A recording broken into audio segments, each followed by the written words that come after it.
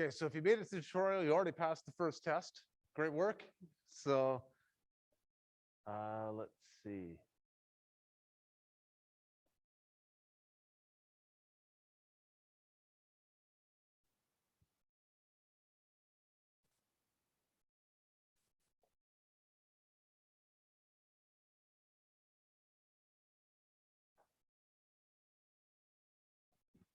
Let me send this to the screen.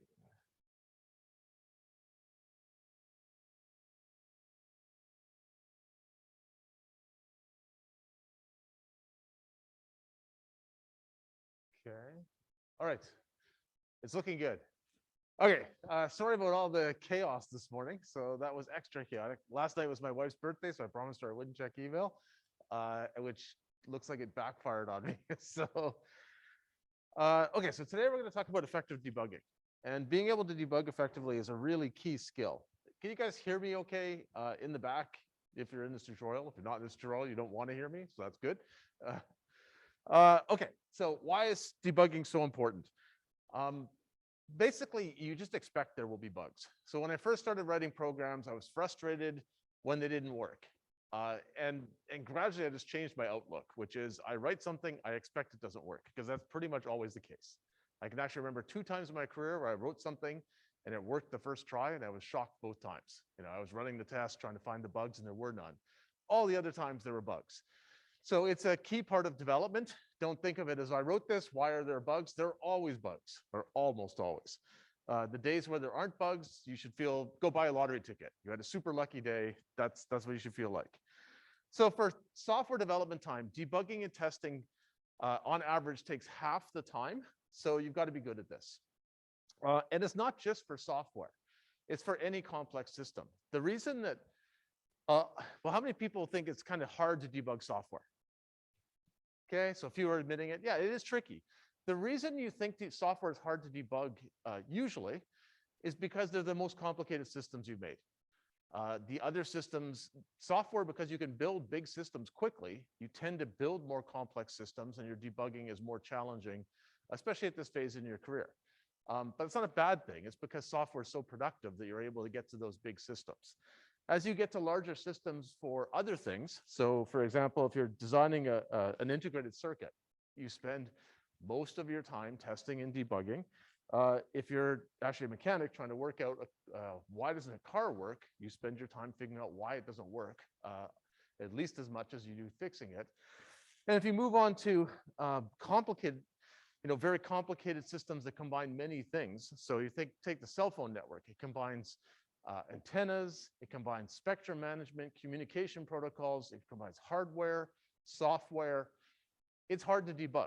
And there are engineers who are out debugging, Rogers and Bell and Telus' communication networks, working out why don't I get good signals here? Why don't I get as much speed as I expected? And they have to be very systematic because there are so many different things that could go wrong with a system that complicated.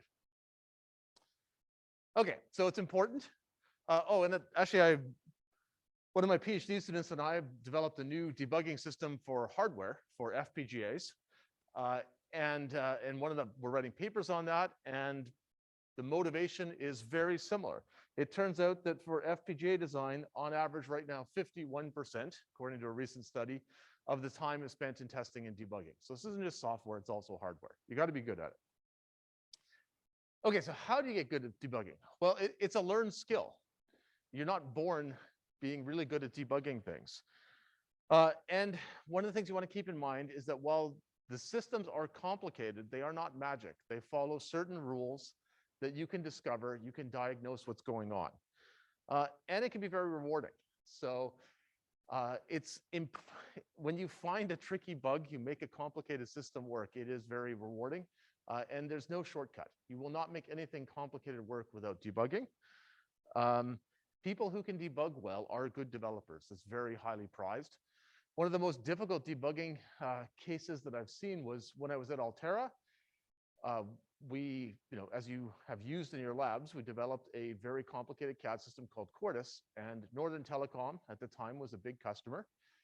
And Quartus was crashing on their servers when they were developing a particular big FPGA design.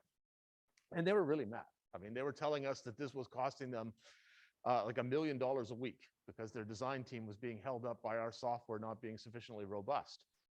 And my team could not figure out what was causing the problem. It was in one of the algorithms called placement. That's where it was crashing, but we couldn't figure out why that was happening. And ultimately, it was actually an intern from U of T named Henry Wong, who basically figured out from these, he went through the code and went, this crash can't really happen. Like this sequence of events is not really possible if all of the, if the hardware is working properly, if the computer system's working properly. So he actually put essentially fault-tolerant code in, low-level code that was actually doing things like clearing the caches in the processor. You're going to learn about caches in 243 and retrying memory accesses. And he actually showed that their memory subsystem was broken. So our software worked, but it was aggressively checking for inconsistent data. And when it got them, it would basically print an error message and exit. And so it was actually detecting that they had a memory problem. And then he went and got them to tell him, what is the model of server you're using? And he found basically that there was a known bug in their memory subsystem and told them how to patch it. So after that, Nortel was incredibly happy. And then they went to all their other vendors saying, why didn't your software figure out that our servers were broken, right? So now they were happy with us that we were checking so aggressively. Anyway, one of the directors in San Jose sent me an email saying, please offer Henry a job immediately, right? So he's an intern. He's already known by multiple directors of software because he'd done such an amazing job on this. And actually, he's currently now designing the next generation x86 processor at Intel. So he went on to get his PhD. He is amazing at debugging things. It's a really useful skill. And that was a particularly difficult one, right? You know, he had a CAD system that was running for hours and crashing, and the cause of it was actually the hardware it was running on, which is unusual, but in this case, it was true.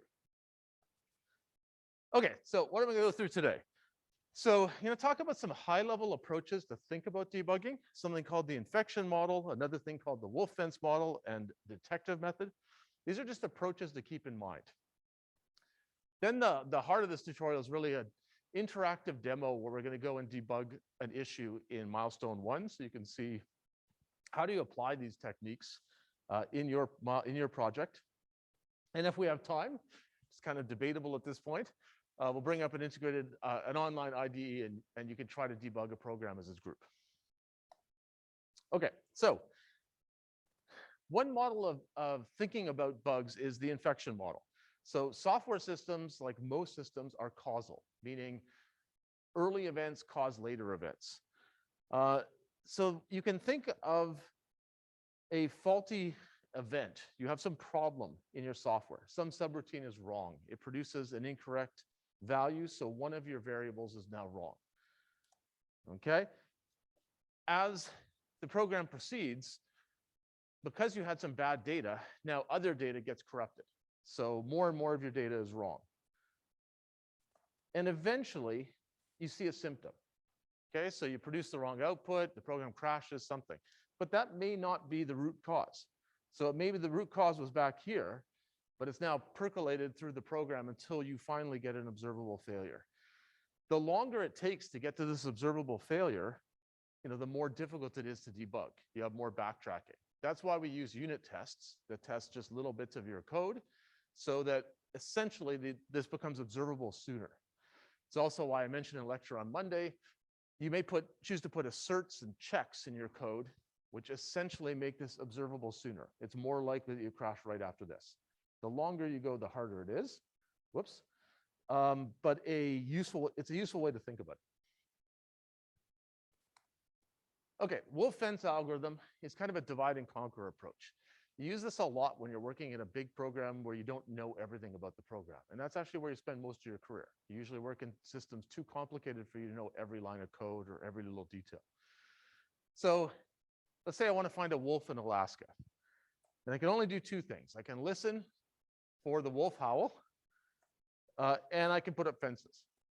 Okay? It's maybe not the most cost-effective way to find a wolf, but it's an analogy. So I put a fence up, divide the state in two, listen, and I find that the wolf is on this side. Okay? So I've eliminated all of this space in the state. Put up another fence, listen again. I find it's in the top part, and so on. I keep doing this, listening, listen again with a new fence, and eventually I divide it down. I've eliminated so much of the state that it's obvious to me where this wolf is. Because the analogy in a program is just trying to eliminate large parts of the program from consideration. By doing additional tests or observing the outputs from other parts of the program, you're trying to rapidly just clear it. Oh, it's not in this function. It's not in load map. There's only one thing left. So now look at that in detail. So the potential set of root causes is really big in a program when you get an incorrect output or a crash. So your goal is to systematically eliminate possibilities as fast as you can, okay? So some tests might be really easy for you to run, so you do them because they're just low effort. I can quickly get some information, maybe eliminate some possibilities. Other tests might take more effort, but they might be really good at eliminating a lot of that state of Alaska. Okay, so for example, I have a bug, so I know a certain output is wrong at a certain point in time. And one approach I might take is to basically look at all my output or all my state. Maybe I can quickly compare it to some previously known good state. This for sure worked. And see, was the program okay earlier? At this point, was the state all right? If it was, all my variables involved in this calculation are okay. I can kind of eliminate everything before that. I don't need to look at any of that code or watch it execute. So I'm kind of applying that wolf fence algorithm. I might also check, well, okay, for this output, given that I know all the state was correct here, can it even be affected by this state? And maybe the answer is no, right? So I've checked, for example, what load map did. It's correct. So I can eliminate load map from consideration, and I can eliminate these other variables because I can now tell they're not going to affect this output. And then I can do back tracing. So I can tell that I can see, maybe it's printed out, or I failed to test, this output is wrong. I can backtrack to say, well, what does it depend on? And maybe it depends on this variable and this variable, and this variable in turn depends on these two. Now I know these two are correct. I already checked that. So I don't have that many possible places to check now. So I check if this variable was correct, and it was. I checked this other one and it was wrong. So now I found my root cause. That's the first place where something went wrong. This is the kind of end symptom where maybe I failed a test, but I backtracked it to that's the root cause. Look at the code that computed that variable.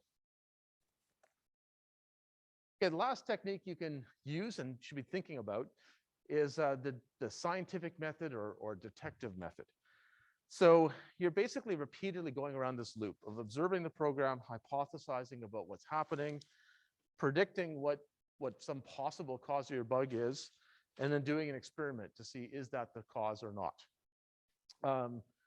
So you start by observing. So you look at the program state, you look at what it prints out. So you might look at what the program prints. You might bring up the debugger and inspect variables. Based on what you see, you form a hypothesis. What do you think is going on? So let's say you've got a seg fault. So seg faults are actually, who knows what a seg fault is? What causes a seg fault? So just shout it out if you know. What usually causes a segmentation violation or seg fault? Any idea? It's not ringing a bell? Yeah, so it's a bad memory access. And you're accessing memory that's actually outside your program, and the operating system kills you, okay? Well, it kills your program because that's a security risk. So accessing memory outside of the bounds of an array might kill your program, it might not. If it's not just outside your array, it turns out to be outside your program's allocated memory, the operating system kills you. That's called a segmentation fault. You actually want the operating system to kill you because basically this is not as, the error is triggering something sooner. Like that's actually easier to debug. The hardest errors are where they're corrupting your program, but nothing goes catastrophically wrong for a while. So you get a seg fault. And you form a hypothesis. You say, okay, I was just messing around with some code that was related to the street segments array. So maybe I'm going outside of the bounds of street segments because I'm getting a seg fault now. So then you might have a hypothesis. You might look at, well, what is this code that I was recently writing? And you see, well, there's a loop, and it's got a loop counter I. Maybe I go past size. So you now do an experiment. So run it in the debugger, watch exactly what happens, see if I ever goes beyond the end. If it does, you found your bug and you can fix it. If it doesn't, then you have to go back and make more observations. So maybe you run in the debugger for longer, looking at more variables. Maybe you add some print statements, but you try to get some more information so you can form a new hypothesis. Okay, so one of the things that is not on here is look at the code for several hours just thinking about it, okay? You look at the code repeatedly, but if you can't see what the problem is, you go back to, okay, I need to get more observations. I need to find get more information. I need to inform a new hypothesis and test it. So often in this course, students will post saying, I've been looking at this code for 3 hours. I don't know what to do.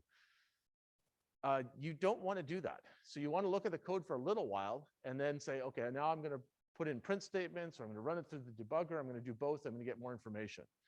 So if you post on Piazza for help debugging, it shouldn't be my program crashes. Here's all my code. What do you think? You should have already gone further than that. So my program crashes. I've tried these test cases. I've confirmed that this routine gives the right answer. This routine doesn't. I think it's in these lines, but I just can't find it. Okay, now that's actually a much more focused request for help, and you've shown that you've actually gone through the debugging experience. So usually when you do that, you're just going to find the problem. But if you get stuck, you have a much more focused question, which is where you want to be. Okay, so I'm going to do a demo of how you run the debugger on the unit tests that we've given you to debug an issue. So we've got an issue in the milestone 1 function that we wrote a couple weeks ago. So remember, in milestone 1, you have to write this function. So find street segments of intersection. So you're given an ID of an intersection, and you have to return the IDs of the street segments connected to it. Okay, so maybe you're given ID 232, which is here, and you're supposed to return these 3 street segments are connected to it. So 311, 321, 352. That's what you want to do. Okay, so if you remember how we attacked this, we needed it to be fast, so we created some state. We created a global variable. It was a vector of vectors of integers. Okay, so like a 2D vector of integers. We called it intersection street segments, and it looked like this. The first index basically refers to the intersection, and every one of the entries in that first vector is itself a vector of the answer. Okay, so we stored a vector that is the answer for every single intersection. Okay, so for example, this vector is the result for intersection 1. Those are the 5 street segments that connect to it, their IDs. Okay, so everybody remember this? Seem familiar? Okay, so I'm going to bring up the solution for this, or what we have in the milestone 1. And let's see.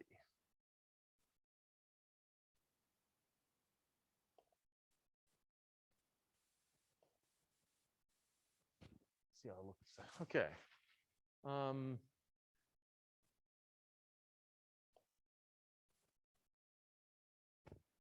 Is that big enough? Can you guys read that, or everybody's okay with reading that? Do you want the font bigger, or is that okay? It's all right. Okay. So that sounds good. Then I'm going to make this a little larger so you can see more.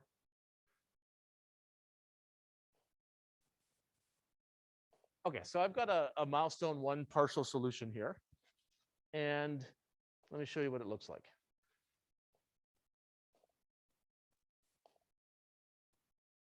Okay, so I wrote all my code in m1.cpp. Whoops. And let me quickly show you what it looks like. Okay, so there's some global data.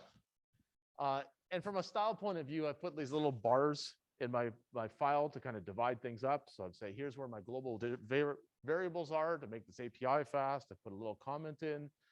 You should do that. So if you aren't doing this right now in your program, do things like this. I only have 1 global variable right now.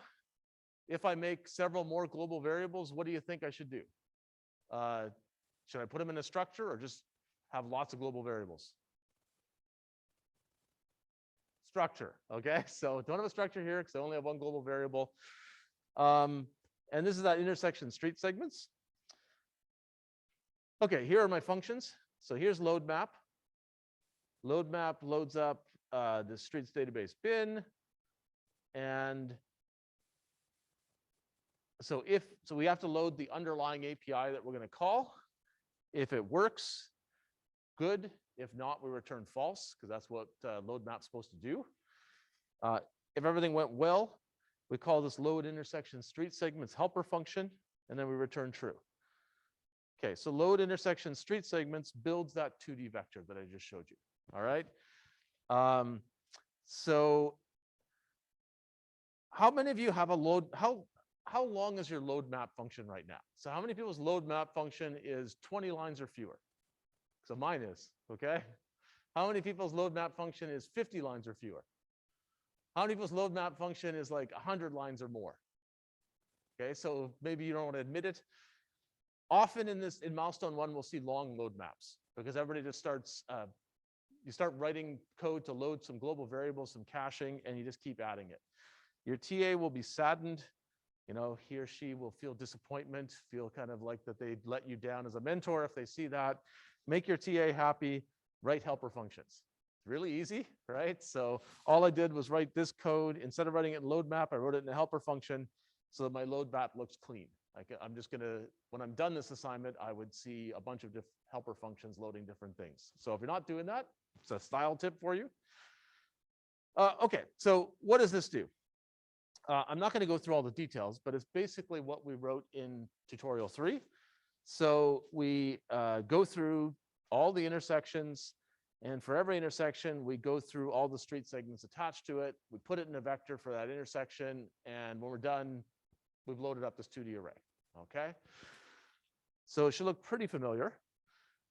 And then our find street segments of intersection is pretty simple. So you pass me an intersection ID, and I just return the vector for that intersection. Okay, so in the 2D vector, I just look up the entry for that intersection.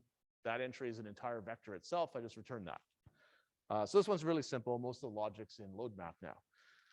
Everything else is stubbed out. Okay, so I haven't actually written closed map. I haven't really written any of the other functions. They just return a result, but it's not correct. Just did that to make it compile.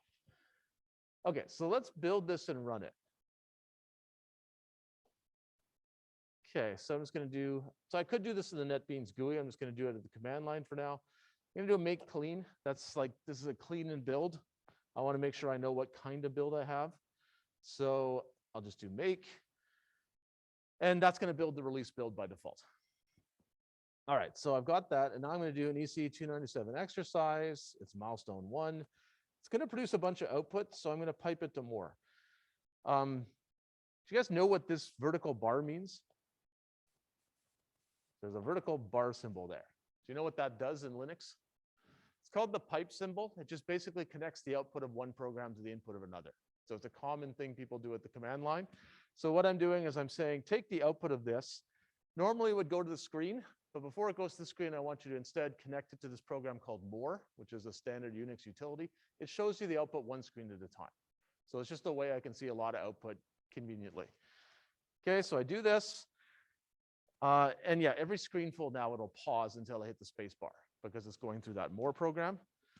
Okay, so it tells me it's going to run 11 testers. I expect most of these to fail because I didn't actually write the functions.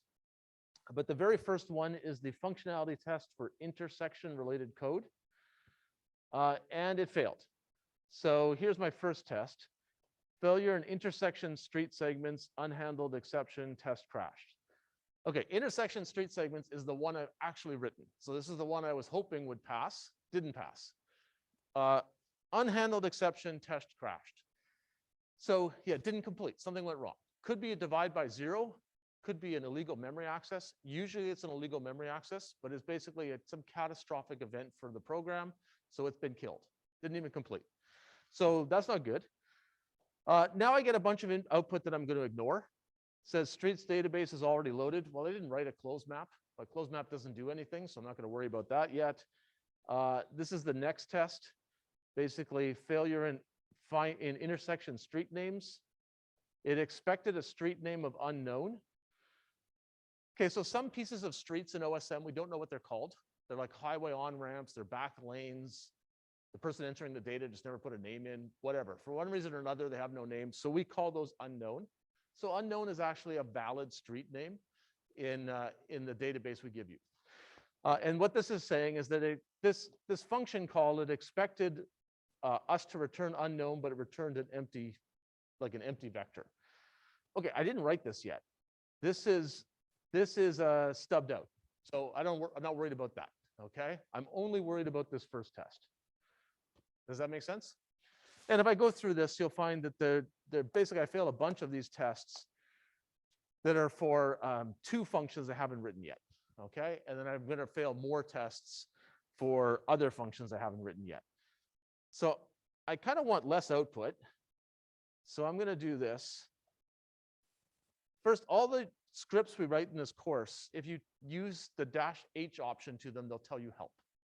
So I just got ECE 297 exercise to give me some help on how to run it.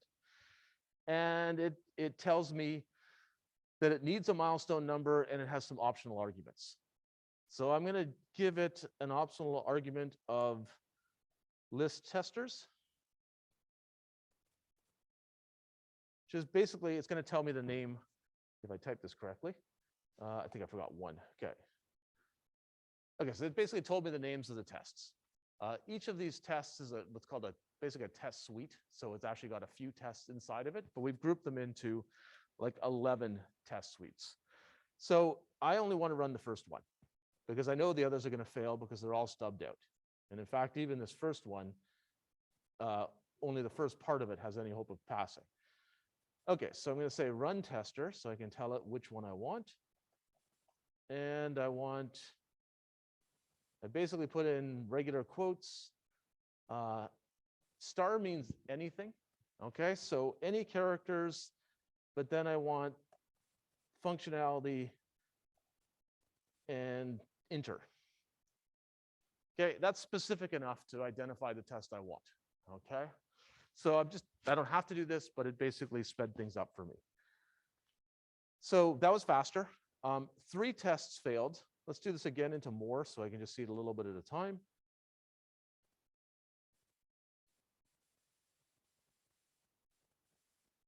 All right, and the only one I care about, it turns out there are 3 tests, 3 functions being tested inside this test suite. 2 of them I haven't written yet, so I'm going to ignore those. But one of them I have written, and yeah, it's the same failure I got before. Test crashed. Okay, so what should I do? So I've made myself a little more productive. I'm only running the tests that I care about. Should I go stare at the code? I mean, my code's not that long, so maybe I could, but it's probably not the smartest thing to do. And if the code was longer, it's not a smart thing to do at all. So how can I get more information? And I want to get it fast. You're always thinking, how can I eliminate candidates or get more information to help me diagnose the root cause quickly? So what can I do to quickly get some more information? Sorry? So I could go in and I could put print statements in. So valid thing to do. Not going to do it yet because I have some other things I can do even faster. Okay, but that is a valid thing to do. Any other ideas? What else could I do? Okay, so I was running the release build. Is the release build give me the most information if something bad happens?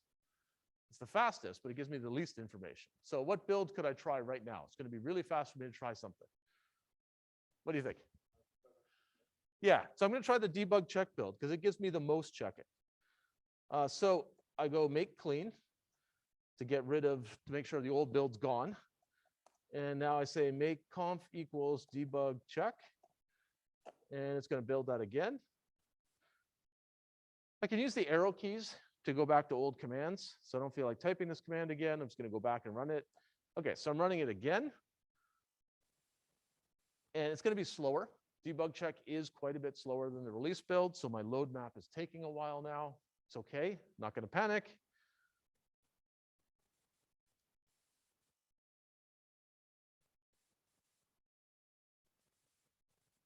Okay, and I got some more information. So it's running this test. And now my first error message, instead of just saying that there was an unhandled exception and a crash, I get this error message. What does this message mean? So this is giving me some more information, but can I interpret it? Do I know what this means? So what do you think? Yeah, what does it mean? Yeah. And what it's telling me what happened. It tells me more than that it's just a segmentation fault. So what else is it telling me? Yeah, so I'm trying to access something that doesn't exist. It's telling me the line where this happened. Now, I didn't write this code. User includes C++, 8, debug. Okay, this is in the standard library. Okay, this is just saying this came with the compiler. We're using version 8 of G++. And this is useful. The file is vector. So it's actually line 417 of the vector implementation. I'm not going to go look at that because it's too detailed, but it tells me it's a vector. Okay. Also tells me that I'm trying to access it with index 1, but that it only has one element. So a vector with only one element only has index 0. So that index is 1, and the vector is very small. Only index 0 exists. So I learned quite a bit about this. It actually tells me the memory address of the object. Can't do much with this, except if I bring up the debugger, I could go look at that, but I can't do much with it just looking at it. It does tell me again that it's a vector. And then you see there's some later output that basically says we halted with SIG-abort. SIG-abort is what's called a signal. So it's giving me more information on the crash. Your program was told to kill itself by the operating system. That's the abort signal. And it actually, the ECE 297 exercise is saying likely causes memory corruption. So we can't be sure, but likely.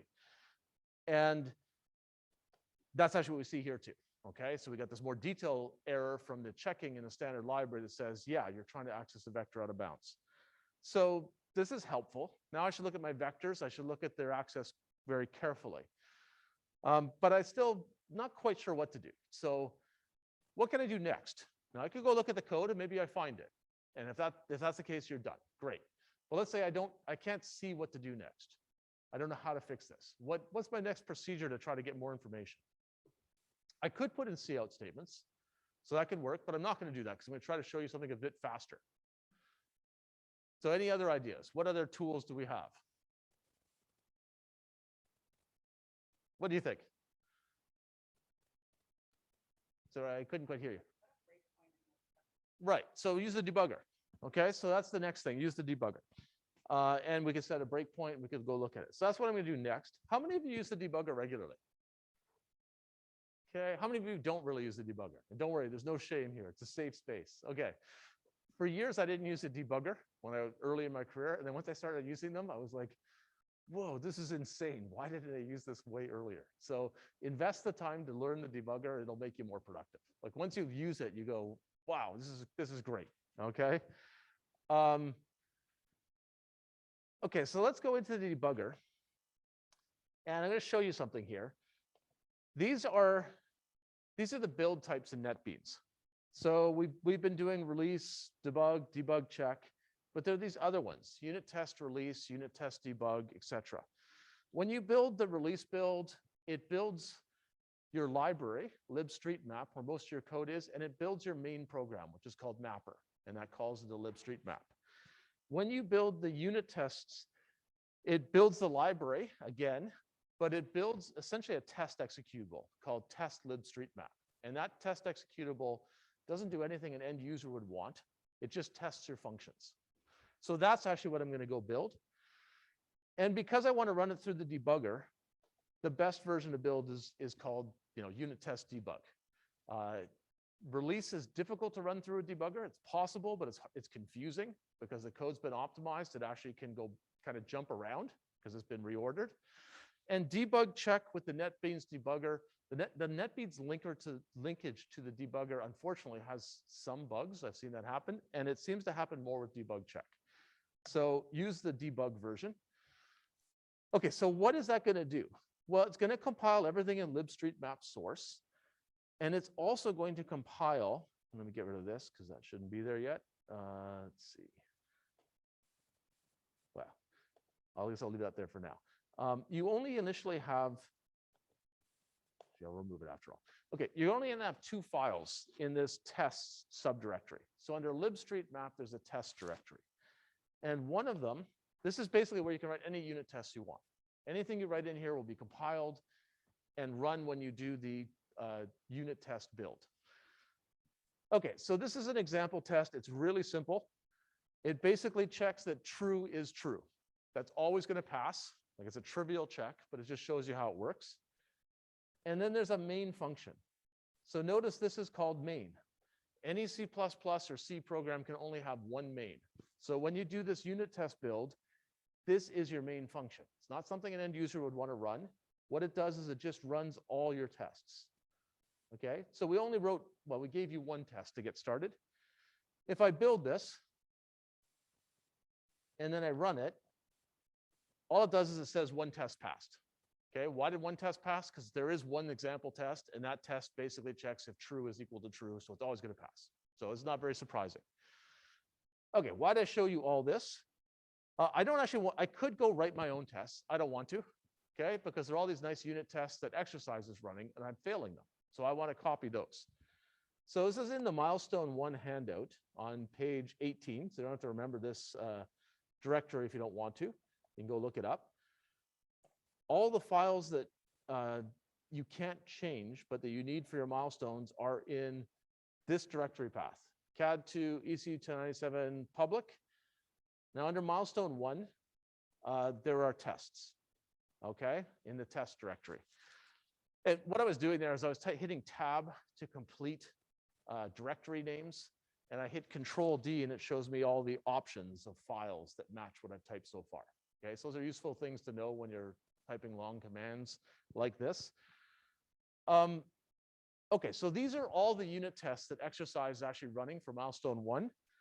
I want to run them myself. I need two things. So I'm going to copy the utilities file, unit test util.h. And actually I copied it to the wrong spot. So let me change this. Let me get rid of that. So I'm going to go to libstreetmap tests. Okay, and there are only those two files there. Okay, so there are two files, which I already showed you in NetBeans. I want to get some more. So I'm using the arrows to go back to an old command. All right, so I just copied over the utilities. And the other file I want is the M1 functionality test for intersections for Toronto. Okay, that was the test that I was just failing. So I copy it over. Okay, so now if I go back into NetBeans, you'll see there's a new file here under tests. Okay, it's gray. Why is this gray? Does anybody know what gray means in NetBeans? Is it bad? Can you say it loudly? Yeah, so gray means read only. So it's not bad, it just means I can't change it. If I go look in this file, you don't really need to understand everything in it. There's some setup code. And this text fixture is basically a test. So this is a suite of tests. And the suite of tests is intersection street segments. This is the one I want. This is the one that's testing the function that I've written. What's in here? Each of these tests in this suite looks like this. These are the expected street segments. So 3 IDs of street segments. And basically, when you compare those known good results, like that's the right answer, if we ask what are the street segments connected to intersection 10. So the test is going to call my find street segments of intersection function with intersection 10. And then it's going to compare the vector return to see if it matches this expected one. And it does that a whole bunch of times. So you see a bunch of different intersections get tested here. You might return these street segments in a different order. So we actually compare them in sorted order. So that's what this test is doing. And I'm failing it. In fact, I'm crashing. Okay, so it's not working. So that's this whole test. You'll see a bunch of calls like that. And if I go down far enough, you'll eventually see, okay, so that test ends for intersection street segments. And then there's another test. This one is for intersection street names, which is for sure not going to work because I didn't write it yet. And then there's one more test. Okay, so let me build this. And now I'm going to run it. Okay, so just click the green button to run it. And what happened? I get a whole bunch of output. bunch of failures. I didn't write most of these functions, so I want to look at the first one again. Same thing, just the same thing exercise told me. Intersections, street segments, unhandled exception, we crash, okay? I want to focus in on this one. So I want to get rid of the other tests. I don't have to do this. So I'm going to change this so it's not read-only. I've copied the file. I can do anything I want with it. So, the change mod, chmod command lets you change permissions. So I basically I'm going to give myself write permission on this file. That's what that command just did. Now, if I break it up in NetBeans, it's not gray anymore. Okay, so you can't do this on the versions of the files that are in the public directory on purpose. We don't want you messing them up. But once you copy things, you can do anything you want with them. So I'm going to get rid of these other two tests. So I just delete them. Whoops. Okay, let me try clicking on them and deleting them.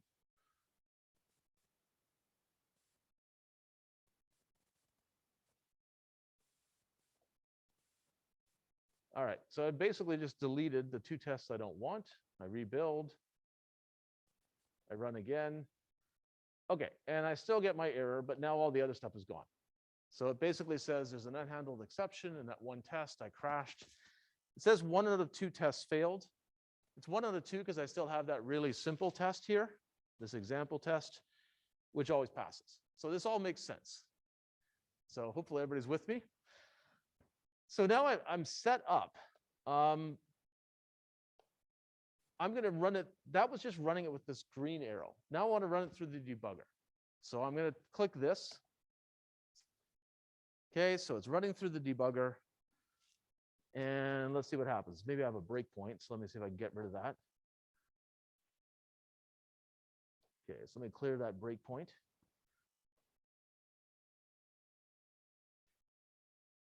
And let's see, why is this so big? Okay, so I'm going to stop that and run it again without a breakpoint, so you can see what that looks like. Okay, so I'm running it through the debugger. And I get this. What does this mean? Does anybody know what this pop-up means? It's not very hard. It's a seg fault. Okay, so we've been told over and over again this thing is crashing. So it crashed. It's a seg fault. What should I do? So it gives me these three options. What do you think I should click on? I always click on the same one. Okay, so maybe you don't know this, but basically my program's dead, just like before. But because it's in the debugger, I have the option of essentially doing a post-mortem, like looking at what was what's the state of the program, even though it's crashed. If I click discard and pause, basically throws away the exception and lets me look at, well, what are all my variables right now? Okay, I can't single step, I can't get the program to execute because it's been killed, but I can look at all of the state of the program. Okay, so I'm going to bring up something called the call stack. So I just clicked on call stack. This is where I died. So this is the line that the operating system killed because I was trying to access memory I don't own. I don't recognize this. This is way down in the standard library. But I can double click on these other routines to see how I got there. Okay, so this routine's still in the standard library, don't recognize it. This routine's in the standard library, but I actually know what it is because it's pushback. So this is the pushback routine for a vector. So that's kind of useful. It tells me I crashed in pushback of vector. And if I go here, I can now see this yellow symbol shows me the line I'm on. I died on this line. Okay, so this is the bad line in my program. Intersection street segments of intersection dot pushback. So that crashed. And I actually know from my debug check output which intersection it is because it said it was an ID of 1. Okay, the index was 1. So I go, well, okay, this presumably is 1, and I crashed. That might be enough. Maybe I now look at this, and in fact, if I can also highlight this, I can look at the variables. So intersection is 1. So I died on that line when intersection is 1. I now look at it, maybe I can figure it out. But let's say I can't. I still don't quite know what to do. Now I set a breakpoint. So I just clicked on the left margin to set a breakpoint. I'm going to, and I click the red, well, actually the debugger's already stopped. I'm going to debug again. So I just click on this debug button again, it'll start the debugger again. This happens a lot. When you're debugging, you often, start the debugger many times because you go, okay, I got to go back and look from an earlier point. Okay, so this is running.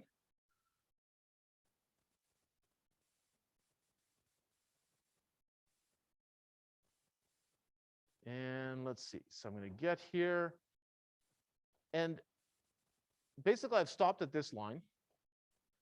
And I can examine variables by just highlighting them. So the number of intersections is about 151,000. So intersection 1 should be here.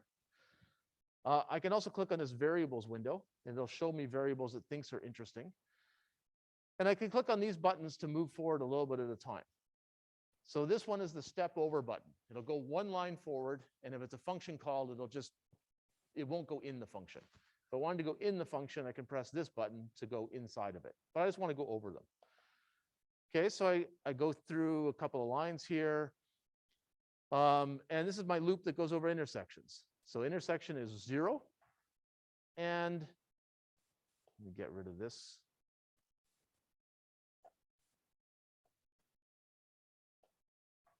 Okay, so I'm going to basically look at what happens for intersection 0. And you can see that there are 3 street segments that are connected to intersection 0. I know I'm over time, so if you guys have to go, that's fine. They'll be recorded. So there are 3 street segments connected to intersection 0. That's what I can see from this. And I'm going through this loop, and the very first one has ID of 0. Okay, I go through again, and the next one has ID of 104. I go through again. The next one has a big ID of 121,000, but they all look reasonable. And I'm done intersection 0. So it worked. Okay, now I'm on to intersection 1, which I know is my problem, so I'm going to go really slowly. The number of segments that are connected to it is 2, so that looked okay. And the street segment ID, the first one is ID 0. That looks okay. I click on that line and I crash.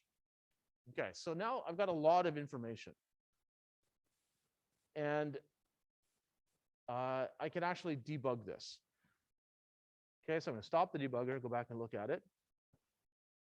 And let's see, let's go back here. So now I need to kind of figure out, well, why did this not exist? Basically entry, and if I actually typed, let me run this one more time. Okay, so intersection 1 crashed. I know it's out of bounds. So what's going on? Let's see. I'm just going to quickly get back to where I was. So I just restarted the debugger.